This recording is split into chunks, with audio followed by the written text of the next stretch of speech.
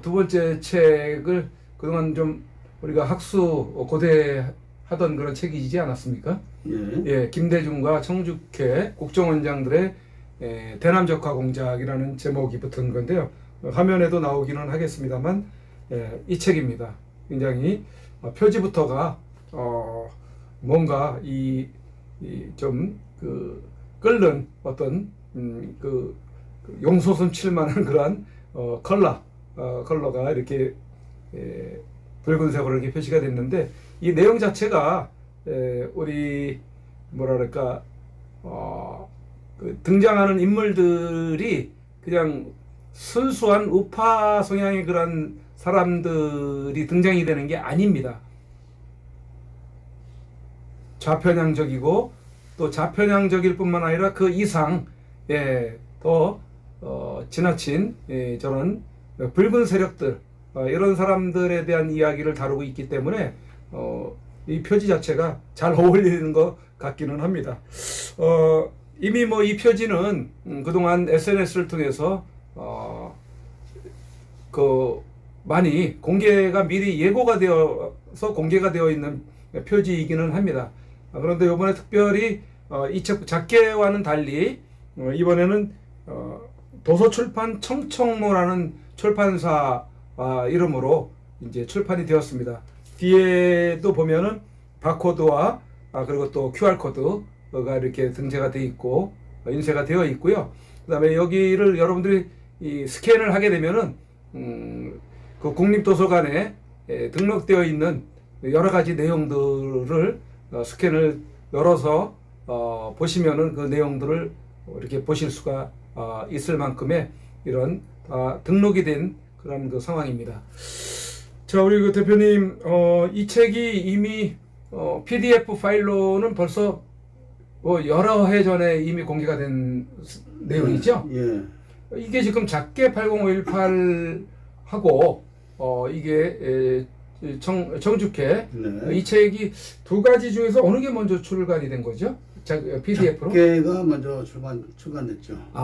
그런데 왜 그 작게는 순전히 그 5.18과 직접적으로 연관이 있는 내용들이 5.18 군사작전. 그 내용들이지 않습니까? 예. 그런데 요거는 또 성격이 조금 내용을 쭉 이렇게 교정을 보면서 봤더니 그 작게하고는 좀 다른 성향의 그런 책인 걸로 또 생각이 되는데 왜 이 책을 이렇게 쓰시게 된 거예요? 지금 대한민국의 네. 역대 국정원장들 중에서 일부분만 아는 정보가 여기 있는 거예요. 그러니까 국정원장급도 모르는 국가 기밀이 네네. 일부 국정원장들만 아는 정도의 기밀이 이 책에 있는 거죠. 그러니까는 많은 사람들이 알지 못하는 전혀 국정원장들도 모르는 그런 내용들이 여기에 수록이 돼 있다는 말입니까? 그렇죠.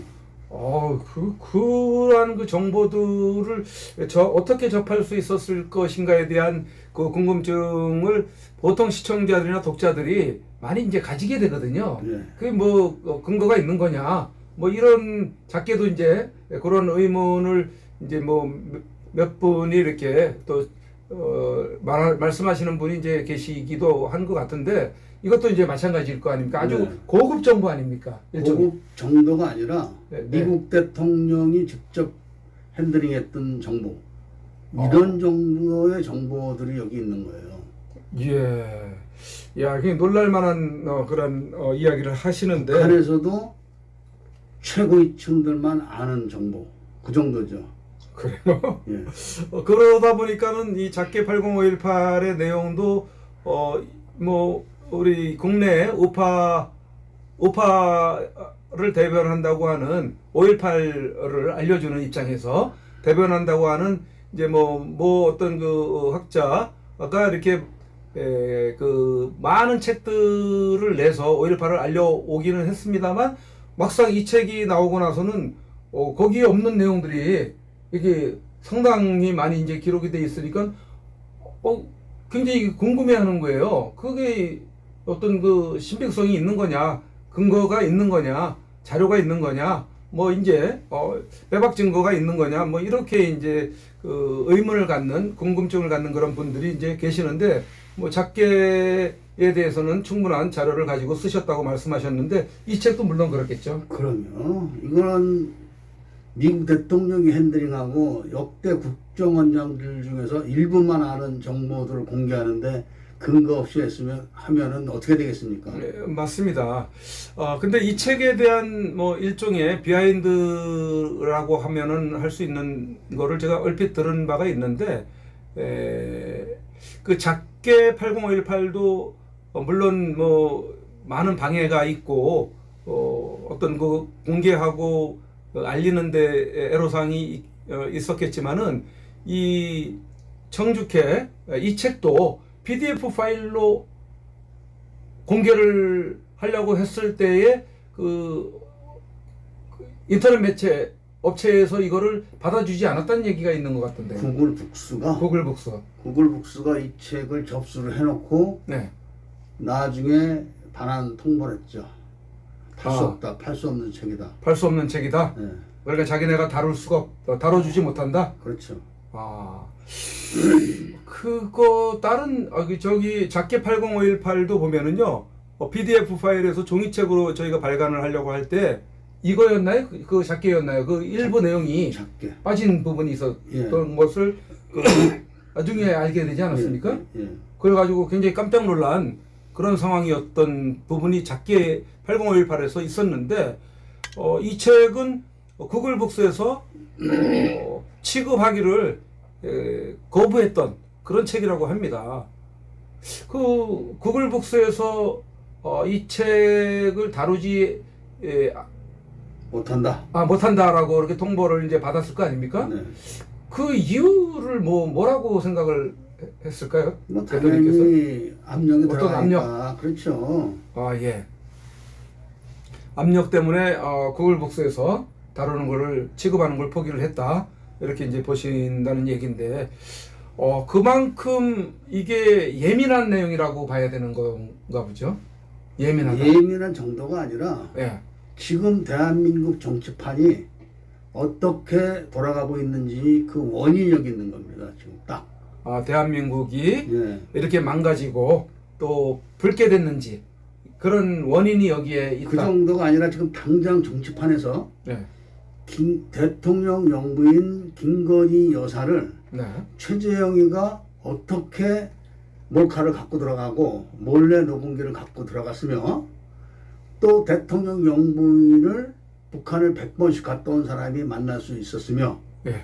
또 그런 만남에 국정원이 신원조회를 하지 않았으며 이런 결과들이 왜 그런지 네. 여기 원인이 다 있는 거예요. 여기에 그 내용을 다루고 있습니까? 원인이 여기 있다죠. 근본적으로. 예. 지금 대한민국이 왜 이렇게 지금 돌아가야 되는지, 네네. 민주당은 왜 저렇게 하고 있는지, 네. 국힘당은 왜 저렇게 하고 있는지에 대한 모든 원인, 그 다음에 그 배경. 경로, 네. 그 다음에 정치적 수단을 지금 그 집행하고 있는 그 과정들, 이런 게 여기 다 있는 거죠. 예. 한번 뭐 대략적으로 한번 오늘 어제 책이 나왔기 때문에 한번 좀 소개하는 차원에서 이야기를 좀 나눠보려고 합니다. 작게와 마찬가지로 앞쪽에 16페이지에 걸쳐서는 컬러 하버가 들어가 있는데 이 컬러 하버들은 이제 이 속에 있는 여기 안에는 이제 흑백으로 되어 있습니다만 겉에만 이 안에 있는 사진들을 발췌해서 여기 크게 그리고 간략한 사진에 대한 설명을 해놓고 있습니다. 그리고 안으로 들어가다 보면은 발간사가 있고 이런 그 글씨들을 좀 봐야 되는데 보여야 되는데 보이지 않습니다. 먼저 본처럼 다시 제가 좀 돋보기 기능이 있는 선글라스를 좀 양해를 구하고 한번 보겠습니다. 이제 조금 선명하게 보이네요. 워낙 뭐 컴퓨터 앞에서 제가 또 하는 일이 또 일이다 보니까 굉장히 오랫동안 이 시력이 많이 떨어져 가지고요. 지금 이렇게 의존을 해야 되는 상황입니다. 목차에 보면은 1장에 이종찬에 대한 그 내용이 나와 있고요. 세부적으로는 여러 가지 항목이 있는데 작게 80518의 총 목차의 내용은 66개 항목에 대해서 다루고 있습니다. 여기서는 지금 사람으로는 이종찬, 천용택, 임동원, 그 다음에 신권, 이렇게 네 명의 국정원장들에 대해서 예. 다루고 있는데 그 사람마다의 어떤 그 사건들 그런 부분들에 대한 또 목차가 있습니다. 그래서 몇 가지만 이정찬에 대한 첫 번째 제목은 김대중 대통령 당선과 수송기 도입 및 군용차 수출 비자금 이런 내용이 있고 그 다음에 여러분들도 아실 만한 금모으기 2008년 검찰 수사로 사법 처리 이런 내용이 있고 북한 요원 최인수를 납치하라 요 내용이 우리 정담 저자님이 종종 그 북한 그 최인수 납치 사건을 언급하시는 그런 내용이 있는데 여기에 지금 그 내용이 들어가 있네요. 그 다음에 오부치 회담의 비밀, 김대중과 오부치 회담의 비밀, 뭐 이런 아주 굉장히 언론 세무 사찰의 태동, 그리고 또 요인이 된 나라가 이렇게 된 요인이 된 김대중의 국가경영전략연구소에 대한 그런 내용, 그리고 북한도 국정원이 만든 북한도 국정원에 만든 국가안보전략연구원 요 내용도 굉장히 중요한 내용인 것 같은데 여러분들이 꼭 한번 보시기를 바라고 그 다음에 천영택으로 넘어가고 그 다음에 임동원 국정원장 저는 교정을 보면서 이 임동원의 행태에 대해서 상당히 굉장히 붉은 자다 이런 그 느낌을 받았습니다. 그리고 이제 마지막 장은 이제 신건인데 신건에 대한 내용은 6개 항목으로 지금 다루고 있습니다. 조금 더 이제 뭐 얘기를 좀 한번 나눠봐야 되겠습니다만 뭐 이 내용만 해도 작게 80518이 본문 내용만 312페이지 정도 되고 컬러하보 16페이지 그 다음에 요거는 288페이지 컬러하보 16페이지 해서 지금 300페이지가 토탈 넘는 분량으로 이번에도 발간이 됐습니다. 이 작게와 이 정주케 이 책을 종이책으로 한 번도 발간이 된 적이 없잖아요. PDF 파일로만 이렇게 공개를 하고 있다가 이렇게 근 뭐 몇 년 만에 그러면은 그게 종이책으로 나온 거죠, 이게? PDF로 소개되고 있다가 대략 한 3, 4년 됐죠. 3, 4년 정도. 예. PDF를 만든 쓴 거는 얼마나 되셨는데요? 그거는 더 이전일 거 아닙니까? PDF 이전에 오디오북으로 만들었었죠. 오디오북. 그 오디오북이나 PDF나 이거나 거의 유사한 내용을 다루고 있는 건가요? 그러니까 제일 처음에는 책이 아니라 네. 유튜브 방송으로 시작했죠. 이 내용을 단편적으로 토막토막. 어디에서요? 저기 채널 이름이 그때 당시에 연고대생 600명에서 다뤘나요? 아니면 다른 채널이 또 있었나요? 코페스 TV라고 있었습니까? 있었습니다. 근데 이제 그거를 당연히 애들이 이제 폭발하겠죠. 지금 유튜브 사장이 민주당 간부인 거 아시죠? 네, 그렇게 예. 이 민주당에 대한 이야기니까 당연히 폭파하죠. 네. 자, 이게 지금 뭐 상당히 많은 내용을 지금 다루고 있는데 지금 어떻게 보면은 이 작게 80518보다도 더 충격적이다. 뭐 그 이런 표현도 하는 분도 이제 계시는데 대표님이 생각하실 때는 어떠신 거예요? 작게 80518은 각각 다른 성향이긴 하겠지만 5.18의 청주케 장군들이 북한군 장군들의 지시를 받으면서 네. 광주에서 군사작전을 한 그런 내용에 불과하지만 네. 이 책 내용은 대한민국의 국정원이 현재 중국 정부의 통제를 받고 있는 사실, 네. 그리고 그 중국 정보부가 한국의 정치를 민주당의 민주연구원을 통해서 국힘당의 국정원에 있는 국가안보전략연구원을 통해서 통제를 하고 있는 사실, 이런 것들이 구체적으로 나와 있는 거죠. 현재. 구체적으로 나와 있다. 네.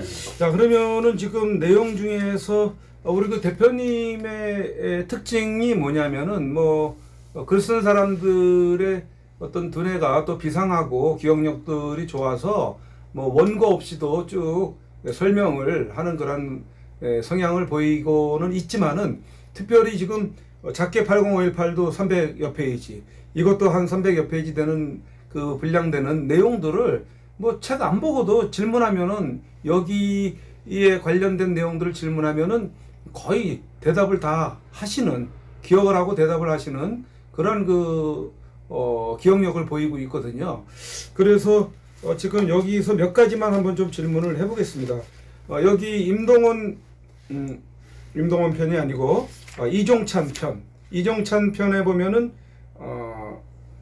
그 근무기 2008년 검찰 수사로 사법 처리 이런 목차가 있는데, 근데 그 내용을 먼저 하기 전에 이종찬에 대해서 말들이 많아요. 그 광복회장도 하면서 좀 트러블도 우파 쪽에서 있고, 광복회장으로 이렇게 나서면서 80이 넘었죠, 그분이.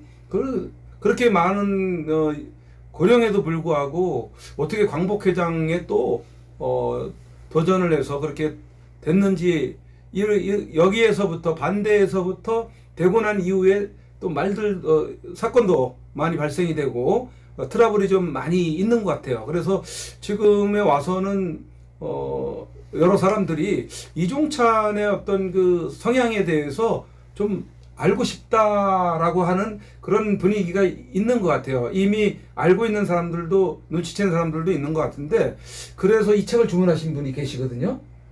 제가 알고 있는 모 단체의 수석 부회장이라는 분이.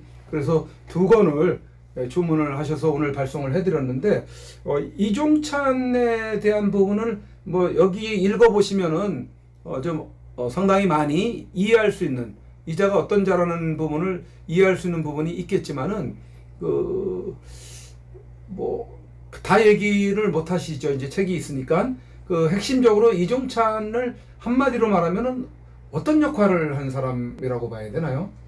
이종찬이는 출생부터가 우리나라가 일본 식민지 시대 때 독립운동을 하는 그런 분위기에서 공산주의 쪽에서 독립운동을 했던 그런 계파 쪽에서 삶을 산 사람이에요. 그러면서 이 사람이 이제 해방이 되고 한국으로 넘어와서 육군사관학교를 들어가서 육사를 졸업을 하고, 육군 소위 때부터 이 사람은 중앙정보부에서 근무를 한 사람이에요. 육군 소위부터? 네. 잔뼈가 굵은 거네요? 네, 정보기관은 잔뼈가 굵었고, 네네. 그리고 이제 육군사관학교 청주회 소속이 이 사람은 정확하게. 그러니까 공식 또는 비밀 조직, 청주회는 겉으로 드러난 그런 멤버들이 있고, 그 중에 비밀 회원들이 또 있는 거예요. 비밀 회원. 네. 그러니까 같은 청주회 회원이라도 철저하게 베일에 가려진 공작 인물을 띠고 있는 그런 인물들이 비밀 회원인데, 바로 이종찬이가 그런 인물이죠. 그래가지고 이종찬이가 5.18 때도 개입이 됐었고, 중앙정보부총 책임자로서. 네네. 그리고 이제 전두환이가 집권하면서부터도 이종찬이하고 전두환 하나회하고는 상대가 안 되는 거예요. 왜냐면은 이 사람들은 전문적인 밀봉교육을 받은 사람들이에요. 밀봉이라면은 뭐 어떤 간첩교육이죠. 간첩교육. 1대1로 하는 교육을 밀봉교육이라고 하는 거예요. 네. 1대1로. 네네. 그러니까 그런 교육을 받았기 때문에 이종찬 한 사람이 하나의 전부를 이길 수가 있어요.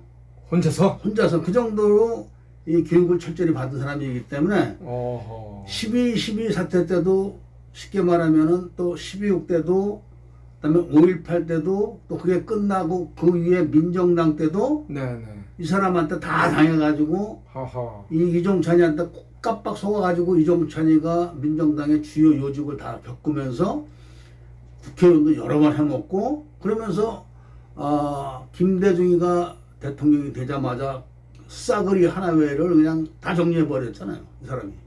그러니까 이런 사람이에요, 이 사람이. 김대중 때 이종찬이가 작두를 탔었네, 그러니까. 김대중이가 당선인이 되자마자 이종찬이를 정권 인수팀장으로 임명을 해요. 그런데 이종찬이하고 김대중하고 네. 그 육사 청주회 간접 조직이니까 옛날부터 어떤 관계가 있었다는 거를 사람들은 모르는 거죠. 그런 공작 지하망에 대한 세계를 모르니까. 아, 예. 그러니까 의외다, 뜻밖이다. 왜? 그때까지 이종찬이는 민정당 쪽에서 행세를 했던 사람인데 그러니까. 정 반대 사람을 딱 정권 인수팀장에다 앉혀놓고 예. 당선인 신분이 끝나고 정식 대통령 취임하면서 바로 국정원장에다 딱 앉혀가지고 어허. 지금 권영애를 막 주물렀던 거죠. 이야, 여러분 이거 들으시면은 아찔하지 않습니까? 그때 당시에 정말 민정당에서 행세를 할 때 다 우파로 인식을 하고 철저하게 그렇게 우파로 있었죠. 예, 저희가 그렇게 알고 이렇게 왔는데 반대 진영인 일종의 이제 적진영에서 컨택을 해가지고 그 중요한 자리에 맡겨서 일을 시켰던 인물이 바로 이종찬이라 이렇게 말씀을 하시는데 그의 행적이 왜 이렇게 저렇게 이상한 행동을 보이는가라는 부분을 이제 지금 잠시 말씀하신 바로 또 조금은 이해를 하시게 될 수 있지 않겠나 생각을 하는데 이 책을 보시게 되면은 뭐 아주 적나라하게 많은 그의 행적을 알 수가 있기 때문에 오늘은 책이 나온 거에 대해서만 간략하게 좀 관련된 것들만 좀 소개를 해드리고 방송을 그런 방향으로 진행을 하겠습니다. 아까 금모기가 뭐가 문제가 있느냐 이제 이렇게 생각하실 분들도 계세요. 왜냐면은 그때는 뭐 온 국민이 다 나서가지고 IMF를 극복해보자 해가지고 뭐 그때 저는 뭐 금부치도 없었지만은 어쨌든 그 온 국민들이 적극적으로 있는 거 다 갖다 이제 바쳤는데 물론 뭐 이렇게 환산해가지고 돈을 받기는 했겠습니다만 그게 뭐 잘못된 건가요? 그 배우가? 그러니까 그게 원래 금모기가 김영삼 정권 말기에 새마을 쪽에서 시작했던 거예요. 그런데 이제 김대중이 당선되면서 거기다 불을 붙여가지고 확산을 시키고 금을 다 모은 거를 한전에 한전이란다 한국은행에 예치시켜 놓으면 그것이 금이기 때문에 달러로 환산이 되는 거예요. 네. 그런데 그거를 그 금지금법인가 뭐 그런 법이 금지금법이 있더라고요. 네. 난 또 잘못 쓰셨는 줄 알았어요. 아니. 검색을 해보니까 나오더라고요. 네. 그런 법이 있는데 예. 그게 이제 금을 수출하거나 뭐 수입할 때 그 부가세 이런 부분을 속여가지고 속여요? 그렇죠. 이제 예를 들면은 위장업체를 만드는 거죠. 금을 수입을 하게 되면은 당연히 돈을 내야 돼요. 저기 그 수입할 때는 부가세를. 네네, 부가세. 근데 국내에 들어와가지고 팔 때도 부가세를 내잖아요. 네, 그렇죠. 다시 수출하게 되면 어떻게 되겠어요? 수출이기 때문에 부가세를 안 내요. 10%를. 수출은 안 내. 안 내요. 그러니까 그래요? 그 수입을 해가지고 부가세를 내가지고 이미 들어온 거 아니에요. 그 금모기로 한 금들은. 네. 그거를 가짜 법인을 만들어서 유통을 시켜가지고 그 부가세를 관련돼 가지고 그리고 최종적으로 그걸 수출하게 되면은 부가세 부분을 환급을 받는 거 아니에요. 그렇죠. 이게 몇십억 달러 치니까 어마어마한 거예요, 그 돈이. 그리고 그거를 반복적으로 하는 거죠, 반복적으로. 그걸 그 대우 뭐 삼성, 현대 이런 종합무역회사들이 그걸 5개 종합회사들이 하면서 한 군데도 처벌을 안 받은 거예요, 이 사람들은. 다 쪼무레기들. 그 쪼무레기들 거 붙어서 해먹은 사람들만 처벌을 받았는데 그 사람들한테 떨어진 벌과금만 해도 몇 조예요, 그게. 그 쪼무레기들이. 그러니까 전체적으로는 엄청난 거니까 금모기의 전량을 한전에 일치를 시켜놓은 걸로 끝나는데 그거를 달러로 바꿔야 된다 이렇게 섞인 거죠. 그리고 국민들은 모르니까 꼭 달러가 미국 달러가 있어야지만 IMF를 극복하는 줄 알고 거기에 관심이 없었던 거예요. 당연히 우리가 금을 모아줬으니까 정부가 금을 팔아서 달러를 갖다가 한국은행에다 예치하면 그래야지 IMF가 극복되는구나 이렇게 생각했는데 안 그래도 되는데 그거를 또 싸게 팔고 비싸게 되사오는 이런 거꾸로 여러 번 그런 아주 양아치 짓을 한 거예요. 국가가 김대중 정부가. 그 당시에. 김대중 정부가. 네. 그렇게 해서 셀 수 없는 돈들이 그러니까 조그만 잔챙이들이 몇 조를 벌금내는 거예요. 법원에서 재판을 해가지고 처벌 받아가지고 그때 왜 문제가 됐었나 보죠? 그걸 누가 이제 어떤 변호사 한 분이 아. 금지금법이라는 걸 알아가지고 아마 검사했었던 것 같아 그분이 검사 출신 예. 그거를 걸은 거죠. 아. 그러니까 그거를 무마하는 차원에서 조무래기 쪽들만 처벌을 했다는 그렇죠. 얘기죠? 그러니까 뭐 민주당에 관계된 사람들 한 명도 안 걸려들고 5개 종합무역회사가 다 그걸 했는데도 한 군데도 처벌 안 받고 쪼무레기들만 처벌 받은 거죠. 우측에 나와요. 아, 그렇게 무마를 시켰군요. 예.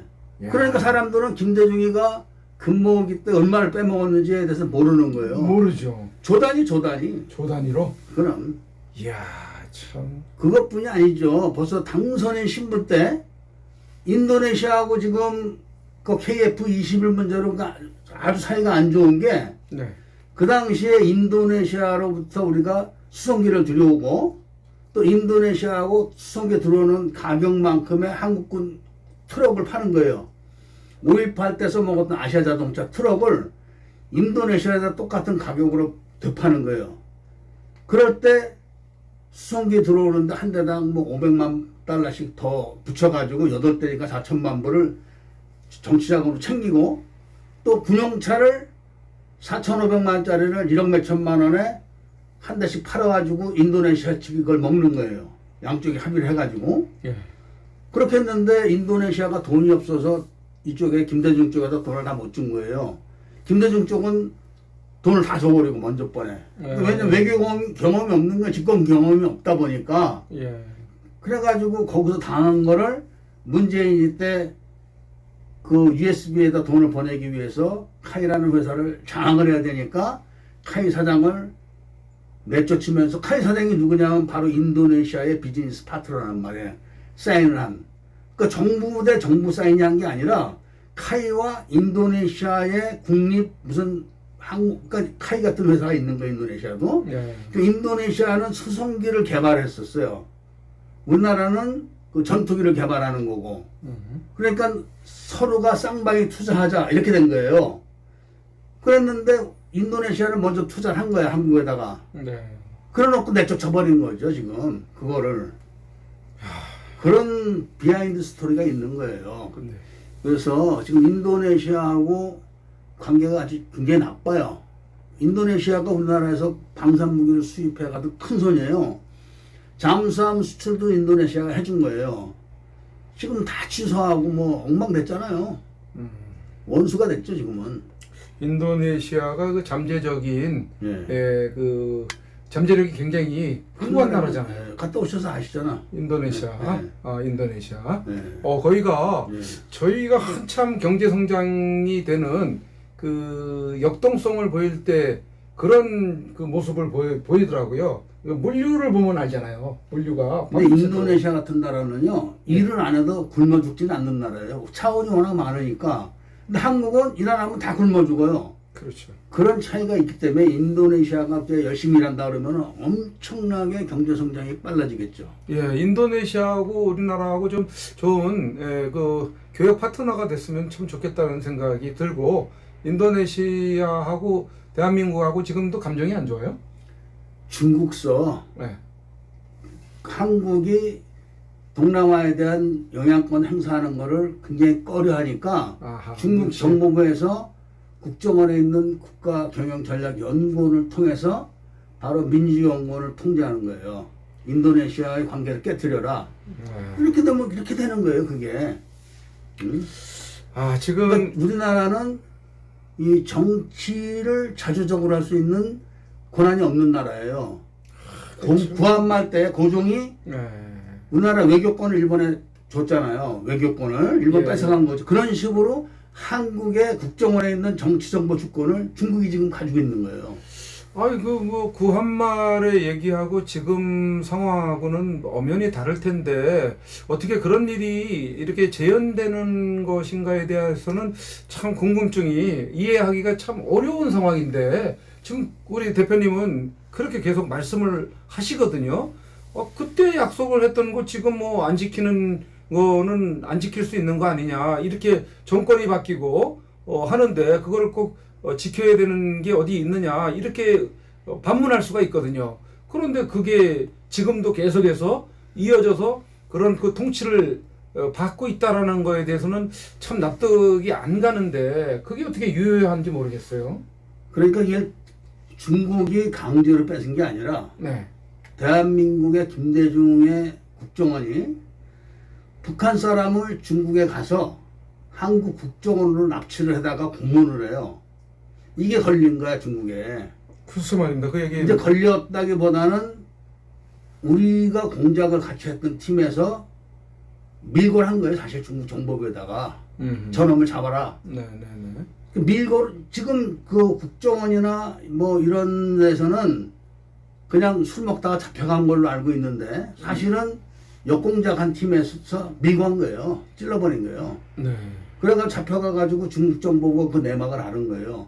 김대중의 국정원이 심양에서 북한 그 여기서는 경찰이라고 나오지만은 그 사람이 김정일의 외아버리꾼이에요. 최인수라고. 네. 돈이 많은 놈이에요, 그놈이. 네, 머리 좋고. 그러니까 그 당시 IMF 때요. 그때도 IMF 때인데 그 사람이 자기가 개인적으로 갖고 있어야 받아야 될 돈. 그러니까 북한의 골동품을 남한에다 몰래 팔아요. 이게 흑금성에도 나와요. 그런 장면들이. 맨날 흑금성 영화 공작이라고 있는데 그게 다 그 화려한 휴가처럼 다 거짓말인 거거든, 그것이. 실제로 최인수가 그 인물이에요. 그 인물인데 골동품을 팔아가지고 김정일한테 돈 다 갖다 주고 코미션 못 받은 게 그때 돈으로 1억 몇천만 원인가 1억 2천만 원. 그 1998년, 7년 이때 네. 1억 2천이면 무지 큰 돈이에요. 그때는. 그러니까 북한 사람이 그런 돈을 갖고 있는 거야. 그러니까 얘는 엄청난 부자인 거예요. 북한 사람이지만. 그러니까 얘를 우리가 이제 저놈이 총풍 사건에 관련돼 있다고 거짓말을 해가지고 요 누구죠? 그 저기 이종찬. 네. 그다음에 김홍일이 네. 요 둘이 속아가지고 저기 안기부 직원들 동원해가지고 최인수를 중국사 이렇게 잡아온 거예요. 안기부로. 예. 그러니까 중국에서 그게 중국 주권을 침해하는 거 아니에요. 네. 그리고 이 김대중이가 민주화 인사 아니에요. 민주화. 네. 그런 사람이 정보기관에다가 막 제3국 사람을 제3국에 가서 잡아다 고문하고 이런 게 알려지면 어떻게 되겠어요? 국제적으로 이제 아니 구속이에요. 대통령이라도 그건 외환죄야, 외환죄. 예, 그런 거에도 뭐 저촉이 됐지만은 네. 완전히 큰일 나는 거죠. 망신이고 거죠. 정권이 민주당이 끝나는 거죠. 예, 그런 내용에 이제 여기 2장 천영택 편에 보면 첫 번째 대한민국 국정원의 정치정보 권리를 중국에 양도하다. 이런 내용하고 또 연관이 있는 내용을 일부 말씀을 해주셨고요. 여기에 보면은 천영택 편에 김경재의 방북과 비밀 임무 수행이라는 그런 또 내용도 다루고 있고, 그 다음에 여기서 한 가지 천영택 편에서 한 가지 좀 질문을 하고 넘어간다라고 할 만한 내용이 뽑자면은 이종찬과 천영택의 알력 그리고 김대중의 노여움이라는 이 내용이 있거든요. 예. 이게 어떤 내용이죠? 무슨 알력이 있었나요? 어떤 관계 때문에? 그 천용택이가 국정원장으로 취임한 날 예.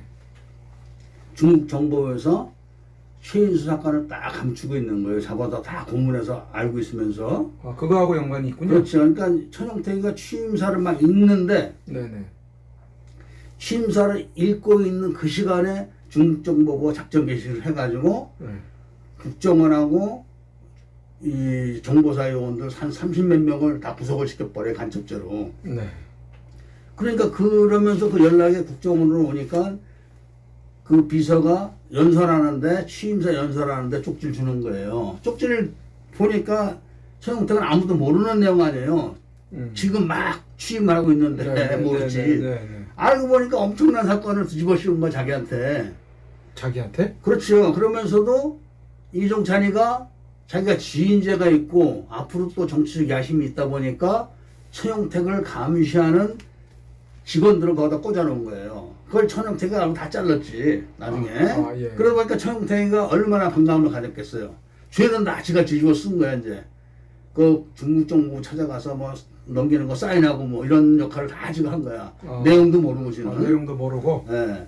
그런데가 이종찬이는 그 당시 지가 정권을 잡기 위해서 이 김우중이하고 동창생이에요.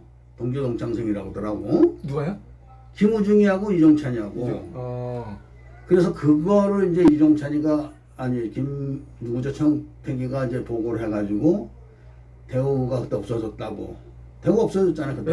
그래서 이것 때문에 없어졌다. 그런 얘기가 이제 정보 세계에서는 돌았죠. 근데 이제 그거는 뭐 남북 관계나 대중국 관계에서 중요한 사안은 아니고 국내 문제니까 여기서 다루진 않았죠. 그러니까 그것 때문에 이제 이종찬하고 천영택의 관계가 안 좋아진 그렇죠. 그 상황이 계속 예. 그 이후로도 계속됐다고 보는 건가요? 지금도 천영택에는 활동을 별로 안 하잖아요. 입에도 안 나오고. 왜냐하면은 언젠가는 이게 밝혀진다는 걸 알고 있고, 그리고 그 활동 그 심도라든지 이런 게 좀 달랐죠. 활동 폭이나 그런 것이 천영택이는. 같은 육사 청주회에서도 좀 달랐었어요. 그러니까 이 천영택이는 지금 이제 은신을 하고 있는 거고, 이종찬이는 완전히 지금 적화된 상태로 보고 간첩 신분으로서 행사를 하는 거죠. 큰 소리 쳐가면서.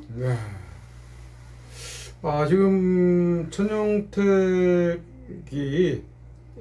씨가 국정원장이 언젠가는 자기에 관련된 그런 것들이 진실이 알려질 때가 있을 거라 생각하고 지금 은연자정하고 있는 상황인데 이 방송을 듣게 되면 굉장히 화색이 돋겠네요. 이종찬 때 1차장.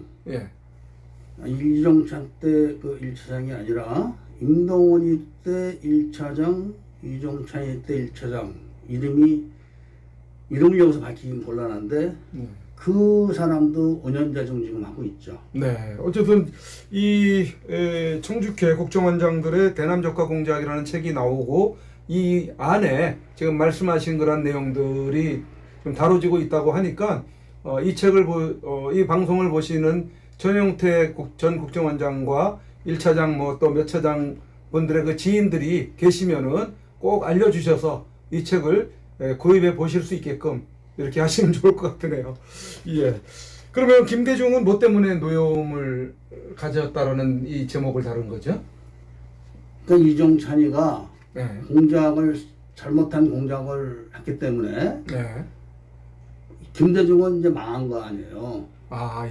자기 그러니까 김대중이는 지옥으로 떨어질 뻔했는데 집권 내내 행세를 못했어요. 자기가 정치적 꿈을 펴보지 못했어요. 왜냐면은 이게 집권하자마자 일어난 일이란 말이에요. 97년도? 98년도에 98년도 7월 18일인가 이제 최인수가 중앙일보사로 도망치면서 이게 알려지기 시작한 거거든요. 그러니까 그 이후로는 그거 수습하느냐고 집권 내내 북한에 불려다니고 뭐 중국에 불려다니고 이랬던 거예요. 김대중이는. 그러니까 공작을 했던 이종찬이한테 성질나죠. 거기다 또 저 김우중이 꼬셔서 쿠데타 같은 거 일으켜가지고 한번 해먹으려고. 이종찬이가 이 대통령에 대한 야욕도 있었기 때문에 천용택이가 이제 반목이 심했던 거죠. 그래서 그 부분에 대해서 보고를 했다고 이제 들었죠. 우리는 김대중이한테. 이런 이야기들을 과연 어느 채널에서, 어느 유튜브에서, 어느 우파의 메이저급에서, 그리고 또 언론에서, 그 방송에서 이런 얘기를 들을 수 있겠습니까? 이제는 말할 수 있다라는 그런 그 코너에서도 아마 들을 수 없는 그런 그 내용이 아닌가 싶습니다만, 이 책을 통해서 여러분들이 아실 수 있는 것이라고 말씀을 드리면서 꼭 관심을 갖고 구입들을 하시기 바랍니다. 지금 전영택 편의 마지막 그 목차에 보면은 뭐 북한을 위해 망작한 이순신급 구축함 건조 사업이라는 내용도 있고 개발비를 제한했던 T-50 훈련기의 문제점이라는 내용도 있는데, 우리 그 대표님이 지금 유튜브 채널 코페즈 군사정보, 또 코페즈 정치정보라는 유튜브 채널을 운영을 하고 계시는데, 거기에 코페즈 군사정보에 보면은 뭐 구독자가 한 8만여 명 됩니다.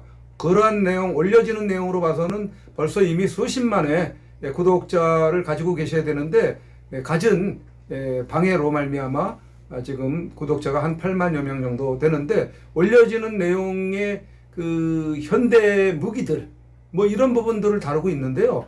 상당히 전문가적으로 이렇게 다루고 있습니다.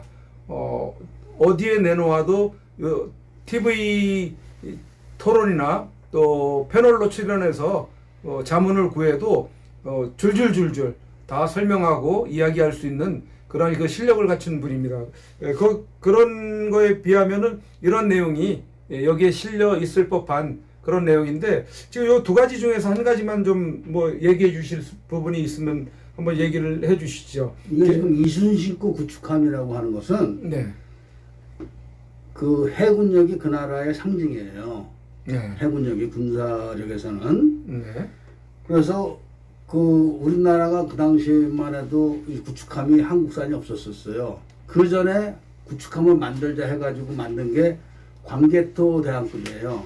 네. 그래서 광개토 대항급 1번, 2번, 3번, 4번, 5번, 6번을 만들기로 했는데 1, 2, 3번 함을 만들다 보니까 더 큰, 더 성능이 뛰어난 이순신급을 개발을 결정해서 개발이 진행됐던 거예요. 그래서 4, 5, 6번은 취소가 되고 바로 이순신급에 들어가는데, 이거를 김대중 정부에서 이제 손을 댄 거예요. 그 이순신급 구축함을. 네. 그런데 돈을 빼먹어야 되니까, 음흠. 그리고 북한에서 이순신급 함을 잘 만들게 되면은 서해 5도 또 동해 쪽에 있는 NLL 이쪽에서 북한 함정들이 움직이질 못하는 거예요. 왜냐면은 잘 만들면 거기는 대잠 체계가 아주 잘 돼 있고 대공 체계가 SM2가 있어요. 미제 대공 미사일이. 그러니까 이거를 쩔뚝발이를 만든 거예요. 지시를 해가지고. 뭐냐면은 아무리 좋은 미사일이 있어도 레이더를 못 쓰게 만들어 놓으면은 탐지를 못 하잖아요. 탐지를. 그렇죠. 그러니까 이순신급 구축함이 5,500톤급인데 큰 군함이에요. 예. 스텔스 돼가지고 그 당시에 밀매들이 뭐 환장을 했었죠. 이 배를 만들 때. 대한민국도 이제는 군사 강국이 된다. 이런 꿈에 젖었는데 네. 이 청주회 김대중의 청주회 장성들이 이 배를 어떻게 병신을 만들어 놨냐면은 레이더를 500톤급짜리 레이더를 5,500톤급에다 달아놓은 거예요. 아하. 그러니까 사람들이 많이 나올 거 아니에요. 그런데 그 핑계를 어떻게 됐냐? 지금이 IMF 때문에 돈이 없다. 네. 이렇게 나가니까 국민들이 또 밀매들이 말을 못한 거예요. IMF라니까 다음에 좋은 거 달면 된다. 이렇게 생각하고 있었던 거예요. 아, 네. 그런데 다음에 좋은 거 달지 못하게 아예 구조적으로 병신을 만들어 놓은 거, 성능 개량을 못하게. 아하. 그리고 그것도 500톤급짜리 레이더를 새 걸로 사다 달면 괜찮은데 그것도 중고로 또 달아놔요. 중고로. 예. 중고가 싸니까. 싸니까 돈을 빼먹어야 되니까. 아하. 그리고 그런 통제를 다 북한에서 하는 거예요. 북한이. 북한이 하라 하지 마라를. 아하. 그러니까 배는 5,500톤급 스텔스 구축함이에요. 최신형. 그런데 거기에 SM2 대공 미사일도 있고 대잠 체계도 기가 막히고 뭐 다른 미사일 시스템, 공격 미사일 시스템도 좋은데 레이더를 500톤급짜리 조그만 거. 그러니까 500톤급이면 뭐냐면 유명하고 고속함. 그러니까 쉽게 말하면 고속정이에요. 고속정. 고속정급 레이더를 달아놓은 거야 거기다. 그러니까 이게 말이 되냐고요. 그렇게 놓고 돈이 없어서 그렇다고 하면서도 북한에 또 60조를 갖다 줬잖아 그때. 그러니까 이게 말이 안 되는, 그러니까 그냥 말이 안 되는 거예요. 그러니까 북한을 공격하지 못하게 최신식 구축함을 바보를 만들어가지고 지금 이게 이 구축함 정도면은 지금 홍해나 이런 데서 미군들하고 작전을 같이 할 수 있는 배예요. 근데 이게 레이더가 현찮아가지고 가지를 못하는 거야. 가면 피격당하는 거지 바로. 자, 500톤급 조그만 레이더니까 공격해오는 미사일을 탐지를 못해요. 그래서 그거를 그 안에 막 엄청 비싼 SM2라는 미사일이 있는데 방공 미사일 이거 유도를 못하는 거죠. 네. 그러니까 이게 청주케하고 김대중 쪽이 민주당 애들은요 역사적 심판을 한두 번 받아야 되는 게 아니에요. 그러니까 그렇게 놓고 IMF라 돈이 없어서 그렇다. 그러니까 국민들이 야 우리가 지금 IMF인데 좀 이해해야지 하고 넘어갔던 건데 그렇게 하면서 금 팔아먹고 뭐 그냥 북한에 60조 갖다 줘. 돈이 왜 없어 웃기는 몇 푼 난다고 그거요. 네, 참 좌파들은 기가 막히네요. 윤미향과 같은 그런 짓이 지금도 연상이 그 되네요. 말씀하시는데 TV 보면은 네. 뭐 아프리카에 누굴 돕자고 네, 맨날 네. 이런 거 하는데 그러니까요. 윤미향이 같은 거를 잡아놓고 돈을 다 뺏어놓고 그런 얘기를 해야지. 윤미향이 돈 떼먹은 건 다 받으면서 또 돈 내면 누가 내겠어요? 그러니까 돈이 없어서 그런 피해 보신 어르신들이 그 돈이 없어가지고 그런 어떤 그 열악한 환경 가운데서 지낸다든지 돌아갈 보상을 받지 못했다든지 이런 게 돈이 없어서 그랬다고 하는데 뒤로는 다 빼먹고 그렇죠. 그 짓을 하는 거 아닙니까? 그럼요. 그때 당시에도 벌써 이때도 그런 짓을 비일비재하게 일어났던 작은 돈도 아니에요. 뭐 수십조 그냥 막. 그때는 뭐 엄청난 IMF 극복하고도 남는 거죠. 정권을 잡은 자들이 해먹는 돈은요 조그만 돈이 아니에요. 어마어마한 돈입니다. 여러분들 예전에 누구죠? 노태우 정부 시절에 그 한보 있죠. 네. 한보가 부도를 냈을 때 그 나라가 들썩들썩했거든요. 그 금액이 5천억이에요. 5천억 부도 맞은 거 가지고 나라가 들썩들썩했었습니다. 근데 이때 당시만 해도 뭐 얼마요? 60조 갖다 60조. 북한에. 그 다음에 이재명 저기 그 경기도 뭐 또 그 다음에 저기 시장하고 막 그럴 때 그 비리가 어마어마한 액수 아닙니까?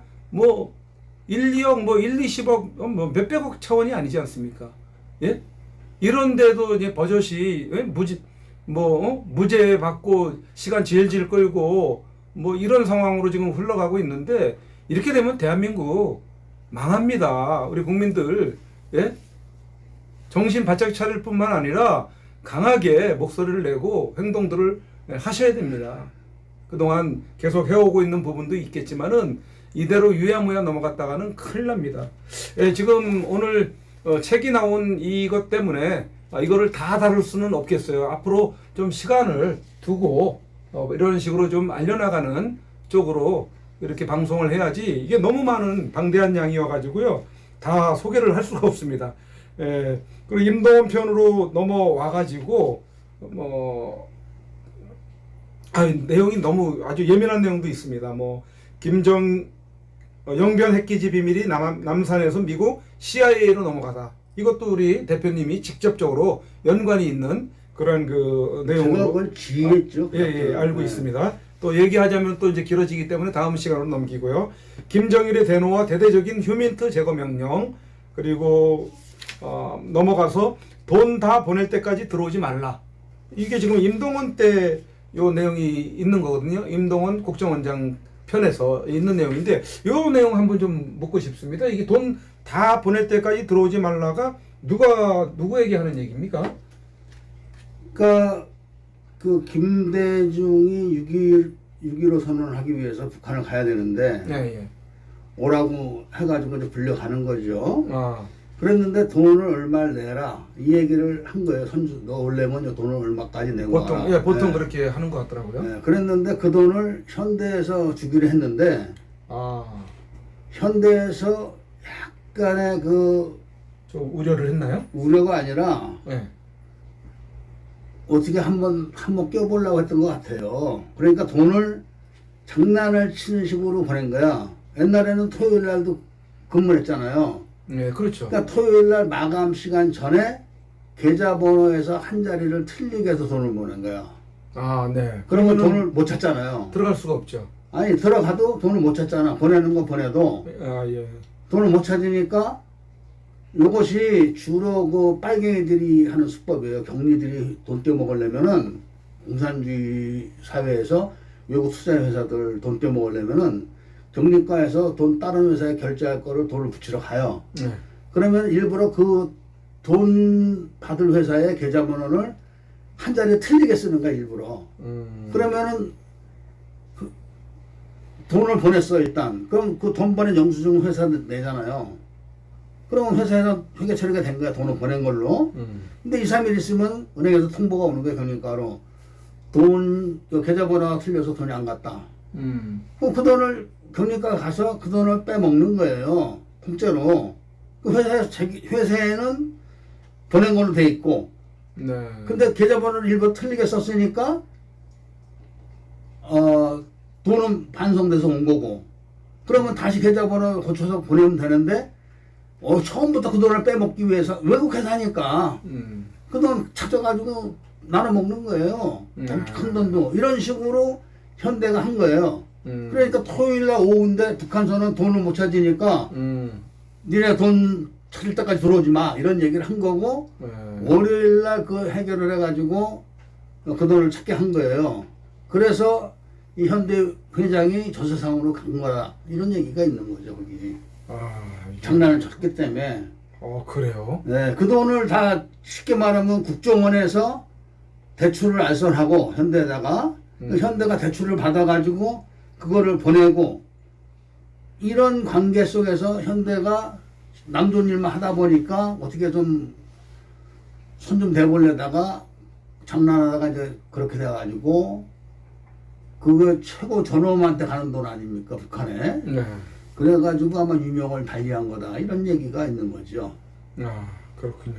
무시하죠. 뭐. 예, 그 밑에 보면은 뭐 이제 김대중 방북과 사라진 40분간의 대한민국이라는 그 내용도 나오는데 요거는 또 다음에 한번 또 나라가 아니에요. 나라가 아니에요. 여쭤보기로 하고 그다음에 여기 한 가지 특이한 게 있어요. 이 부분이 그 북한의 남침용 장거리 땅굴이 밝혀지지 않는 이유 해가지고 김대중 라인과 3대 무대응 원칙이라는 그런 그 항목이 있습니다. 이 부분이 아주 특이한 부분인데요.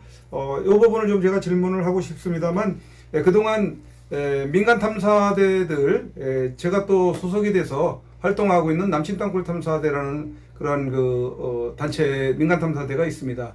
상당히 실력이 뛰어난 그러한 그 다우징 실력을 가지고 있고 실질적으로 시추를 해서 그 속 수십 미터 속에 녹음기를 넣어서 그 속에서 작업되어지고 있는 생생한 발파 작업 소리와 또 차감기 소리 등 다양한 그 소리들을 녹취를 해서 공개를 해왔습니다만 지금까지 단 한 차례도 1990년 3월 3일인가 제4땅굴이 발견된 이래 지금까지 30여 년 동안 3, 4년 동안 단 한 개의 추가 땅굴도 발표를 하지 못하고 있습니다. 왜냐하면은 없다는 거죠. 그거에 대해서 수십 년 동안 각 지방 곳곳에서 전국에서 땅 속에서 울려 나오는 발파 소리 그리고 여러 가지 땅굴 작업 소리들이 지상에서 목격이 됐어요. 그렇기 때문에 제보들이 수없이 많이 이어졌는데도 불구하고 전부 땅굴과 무관하다 이렇게 결론을 내고 넘어갔단 말입니다. 참 이상하다, 희한하다. 뭐 이러는 그런 상황 속에서 왜 그 사상이 불순한 자들이 다 앉아 있다. 뭐 이런 뭐 억측도 의심도 이제 하게 되는 가운데서 일전에 우리 대표님과 통화를 하면서 그게 이유가 있다. 이런 그 말씀을 하셨거든요. 근데 이제 저희 탐사대 민간 탐사대들 상당히 100% 우리 또 복다우저 같은 경우는 뭐 1000% 땅굴은 사실이다 이렇게까지 말씀을 하고 발표를 해오고 있는 상황인데 지금 여기 이 페이지에서 지금 그 내용을 다루고 있습니다. 근데 3대 무대응 원칙 중에 하나가 지금 땅굴이 들어가 있다면서요. 땅굴이죠. 예, 그럼 3대 무대응 원칙이라는 말은 무슨 말이에요? 그러니까 북한 핵, 무인기, 땅굴, 여기에는 일체의 대응을 하지 않는다. 알아도 모른 척 해라? 김정일이 김대중한테 지시를 한 거죠. 3대 무대 원칙이. 예, 예. 그래서 왜 무인기가 있냐면 그 당시에는 무인기도 일종의 미사일이에요. 무인기가 그 작은 미사일이죠. 그런데 지금 북한은 무인기 부대가 전략군에 소속돼 있어요. 그 비밀스럽게 다루고 있고 김정은이가 요번에 그 공개를 해가지고 전략군으로 편제하면서 무인기 부대 장교들이 전부 북한의 최고 좋은 대학의 그 졸업생들로 구성되어 있다. 이런 발표까지 했는데 네.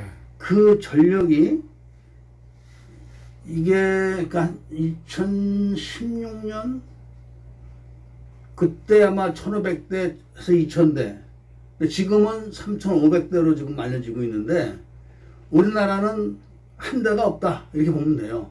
3500대로 뭘 목표로 해서 공격하느냐? 예. 바로 연평부대하고 7군단 전차부대. 우리나라에 그 전차 7군단이 있어요. 네. 만주까지 뭐 밀고 들어간다는 중국도 발버 떤다는 그 7군단이 있는데 네. 이 7군단에서 또 연평부대에서 북한의 무인기를 막을 장비가 하나도 없는 거예요. 그러니까 전차가 그렇게 많아도 무인기로 때리면 다 그냥 폐허되는 거예요. 연평도가 왜 무서우냐면은 지금 한박도를 줬잖아요. 네. 한박도에 그 원래 대한민국 땅이에요. 그 지금도. 네. 그런데 그걸 북한에 문재인이 준 거예요. 네, 문재인 때. 그리고 감사원에서 북한 땅이다 이렇게 거짓말 해놓고 아하. 그 NLL 밑에 있어요. 그 섬이. 예. 그렇게 한박도가 지금 중간에 걸리는 데다가 백령도를 공격하기에는 백령도가 너무 병력이 많아요. 부담돼 북한도. 연평도는 병력이 많지가 않아요. 네, 연평도에 일전에 저희가 한번 다녀왔습니다. 그러니까 연평도를 북한이 무인기로 때려서 먹으면은 한박도하고 연평도가 딱 나와 있기 때문에 백령도는 어떻게 되겠어요? 고립되는 거예요. 그러면 인천에서부터 이 NLL 밑으로 확 내려오게 돼요. 전략적으로. 그러니까 한강 이쪽으로 경비나 이 막지 못하게 돼요. 그래서 지금 북한의 무인기 부대의 기본적인 전략이 연평부대하고 7군단. 근데 연평부대가 더 효과적이겠죠. 먼저 하겠지. 한다면은 막을 방법이 없는 거예요. 얼마 전에도 지금 풍선도 못 막잖아. 풍선. 그러게요. 풍선도 뭐. 풍선도 못 막는데 무슨 재간으로 무인기를 막겠습니까? 아, 근데 우리나라의 그 무기 만드는 기술이 뛰어난데 무인기 만드는 작업을 이렇게 박차를 가면 금방 할 수 있는 거 아니에요? 그 불교 3대 무대형 원칙에 의해서 청주교 장군들이 예, 이 무인기를 캡슐형 무인기를 세계 최초로 만든 나라가 한국이에요. 한국. 네. 그래서 그거를 그 무인기로다가 바로 그 북한의 그 백령도 앞에 있는 뭐 그 동물 장거리포 동물들을 때릴 수가 있는데 예. 이런 거를 다 사장시켜 버리는 거예요. 쉽게 말하면 제인스라는 군사 잡지, 영국의 군사 잡지가 있는데 극찬을 한 거예요. 세계 최고의 무인기다. 그리고 세계 최고의 무인기 탐지 기술이 대한민국에 있어요. 미국보다 더 발달되어 있는데 말로는 뭐 우선 전력화 작업을 한다 해놓고 다 사장시켜 버려가지고 실질적으로는 대한민국은 무인기가 없어요. 그래서 누구지 그 윤석열 대통령이 취임해가지고 북한에서 막 미사일 쏘니까 대응 훈련해라 이렇게 지시를 해도 대응 훈련 했잖아요. 그 미사일 세 발 쏜 건 다 없어져 버리고 올라가다 떨어지고 자폭하고 하나는 실종되고 그리고 F-16 전투기 하나가 대응한다고 올라가다 이륙하다 추락해서 떨어져 버리고 이따오로 청주회 장군들이 대통령 명령을 또 우습게 하다 다 에라 내버리는 거야 컴퓨터로. 아하. 그렇게 해도 한 명도 처벌을 안 받잖아요. 이야. 대통령도 말 한마디 못하고 거기다. 이야. 완전 청주회 현상이라니까 지금. 그 시청자 여러분 얼마나 지금 놀랄 만한 이야기를 듣고 계십니까? 예? 대한민국이 망가져도 이렇게 망가졌을 수 있을까라고 생각을 하고 지금 한국의 군사무기가 아주 세계 최고라고 자부심을 갖고 있는 그런 시대를 실질적으로 살아가고 세계 있는데 최고예요. 예, 최고인데 지금 그 이면으로 보면은 예? 이런 많은 엉터리 같은 그런 그 3대 구조를 가지고 있지 않습니까? 3대 무대. 아니 그런데 아까도 땅굴도 오고 있는 거죠. 그러니까 제가 좀 질문을 다시 하고 싶은 게 뭐냐면 네. 그때는 예, 김대중 때 그렇게 북한 또는 중국하고 예. 그런 약속을 했다 손 치더라도 예. 정권이 몇 번 바뀌었는데 그게 왜 유지가 돼야 되는 조항이 있느냐는 얘기죠. 조항이 아니라 예. 아니면은 이런 거 보세요. 우리가 빵에 곰팡이가 붙잖아요. 예. 곰팡이가 퍼지잖아. 예. 그럼 그거 다시 말려서 먹을 수 있습니까? 간첩 조직이 그런 거예요. 간첩 조직이 이건 정권과 상관없이 예. 이미 국정원의 모든 요직, 그 다음에 장기직이라는 거는 그 정년 없이 뭐 늙어서도 해먹을 수 있는 그런 네. 그런 직들 이런 거를 차지하는 거예요, 이 사람들이. 그러니까 뭐 그냥 끝날 때까지 해먹는 거죠. 네. 그런 사람이 세포인데 국정원장 맨날 갈리면 뭐 하겠어요? 그래도 이제 정책적으로 정권이 바뀌면은 아니, 그 무인기 개발하자, 그러니까 땅굴 바로- 파헤치자, 그 다음에 핵에 대해서 우리가 그래서 지금 여기 하자. 책에 나온 게 뭐냐면은 예, 그렇게 할 수 있잖아요. 아니 그 정치정보 주권이 예. 정치정보라는 건 정치를 어떻게 할 것인가를 방침을 기본 방향을 설정해 가지고 거기에 대한 정치 프로그램을 짜 가지고 정치를 하는 거 아니에요? 예. 그것이 지금 중국이 갖고 있는데 어떻게 그걸 하겠어요? 못하지. 그러니까 야, 이게 참. 그 이재명이가 중국 대사 앞에 가서 하려고 있는 거 있잖아요, 사진. 예. 아니 야당 대표가 중국 대사라는 거는 별볼일 없는 거예요. 자기 나라 대통령한테는 뭐 그냥 방자하게 하고 네. 너 내려오라고 그리고 탄핵시키려고 그리고 막 그러면서 그 일개 대사 앞에 가서는 두 손 조아려 가지고 공손하게 대하고. 왜냐면 걔가 총독이거든 지금 실질적으로. 총독이다. 그렇죠. 아하. 그거를 정치정보 주권을 가지고 정치를 다 지휘를 하는데 그걸 알고 있는 거네요. 아니 민주연구원장들이 누구예요? 양정철이 같은 놈들이 민주연구장 했었잖아요. 이재명이도 민주연구원장 해먹었어요. 이야. 민주연구원이 과거에 김대중이가 만든 국가경영전략연구소예요. 그게 2000년에 1999년도에 정치정보 주권이 넘어가고 2000년에 만든 거예요. 그것이 지금 민주연구원이 돼 있는 거예요. 그게. 아, 그렇게 돼가지고 계속 운영을 하고 있다는 얘기인 그렇죠. 거네요. 지금도 그러니까 중국 경찰서가 걸려들어도 국정원에서는 처벌할 법이 없다. 나오는 거 아니에요. 지난번에 그 가짜 경찰서. 예, 경찰서. 중국 경찰서. 네. 저 한강 쪽에 네. 있는 뭐 비밀 경찰. 네. 처벌할 법이 없다 이렇게 하고 끝난 거 아니에요, 그게. 야, 이 국민 그거 지휘를 중국이 하는데 어떻게 처벌하겠어요? 국민 여러분, 시청자 여러분, 이거 충격적인 얘기 지금 듣고 계시죠? 보고 계시죠? 예?